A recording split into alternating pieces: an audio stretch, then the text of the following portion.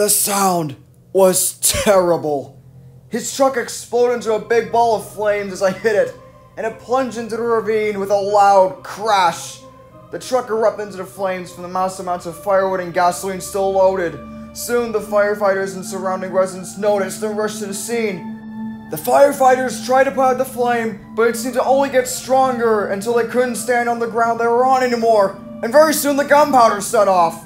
They tried with all their might, and eventually, the mighty bonfire was put out. Another engine came to put me back on the rails. All the while, I witnessed the carnage below. When the smoke cleared, the remains of the truck were barely recognizable, and soon the body of the station master was found. He was thrown from the truck when I struck him. He was burned in the ensuing explosion and fell down to the ravine below, me being the last engine he ever saw that night. When the firefighters found his body, they said his soulless eyes made a gateway into his hollow body.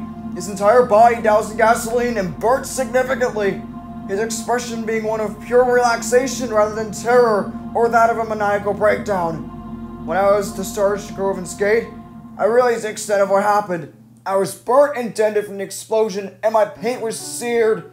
Soon the news spread about the unspeakable act, and not too long after, Hawin Lake Station was closed. Hawin Lake's population dwindled as the residents moved to new towns to start new lives. Some even moved overseas.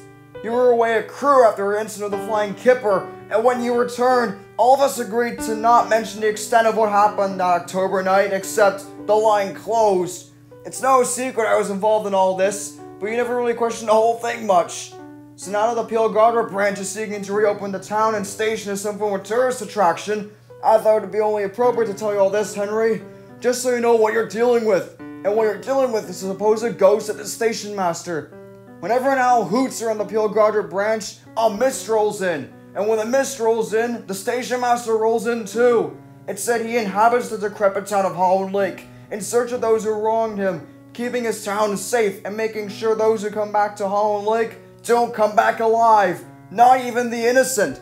63 years have gone by since the horrific night, and like many terrors I've witnessed in my 102 years of living on this planet, it feels like yesterday. I urge you to take extra care going down Hawin Lake, Henry. You never know when he's going to come and try to set you alight. Edward, I don't know what to say. You should have told me when I returned from crew. All of you should have. You shouldn't have bottled all this up for so long, Edward. It's just not healthy. We didn't want to ruin your welcome home with bad news, Henry, especially since it did not concern you. I'm your friend, Edward. You could have at the very least told me. Thomas, Percy, and all the other little engines talk to you about their problems, so why can't you open up about yours? I can understand anything that troubles you, and I won't judge you for anything that's happened to you. After all, I was a failed design and I was sick every day because of that. But I'm much better now. I'm sure I would have understood then, provided my sympathies even. You're such a worrywart, Henry. It may be unnecessary at times, but that just means you care deeply about those around you. You have a big heart, Henry. Bigger than you think. And you're stronger than you realize, Edward. Sleep well. You too. We're gonna be here for a long while.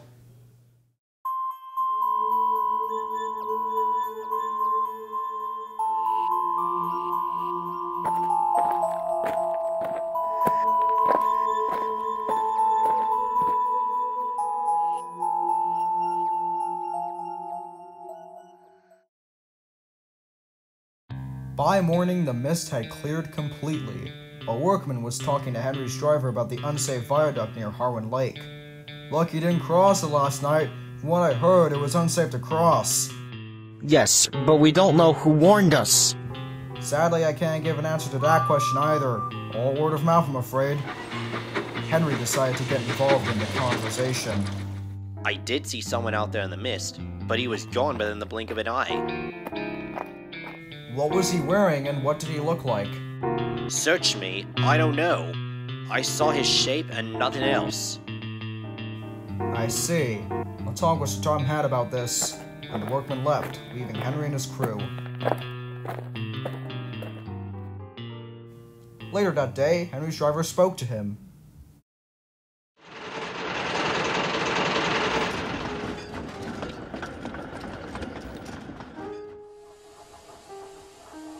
The viaduct has been repaired. We can't take our train back along Hawin Lake tonight. Just delivery of supplies needed to restore the town and station, and maybe other buildings in between the viaduct.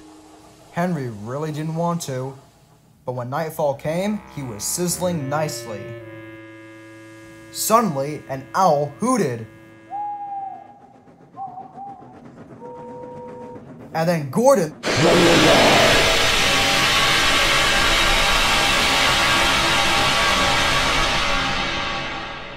"Oh look, Henry's spooked," said a freight car, and all the freight cars laughed and chuckled. You be quiet back there. I'm not scared. But he was.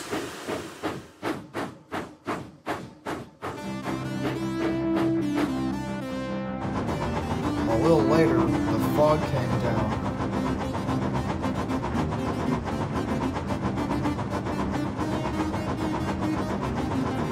As they approached the same area, they saw the amber light again. Here we go! Said Henry's driver. Then, unknown to Henry, the crossing gates mysteriously closed by themselves, and the signal went red. The freight cars had seen everything, and they were spooked. "Faster, faster! There's a ghost about!" Stop! Stop!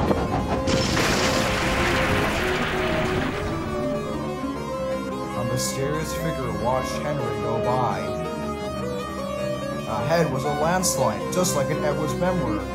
Henry braked hard, but the freight cars hit some of the rubble and plunged into the ravine.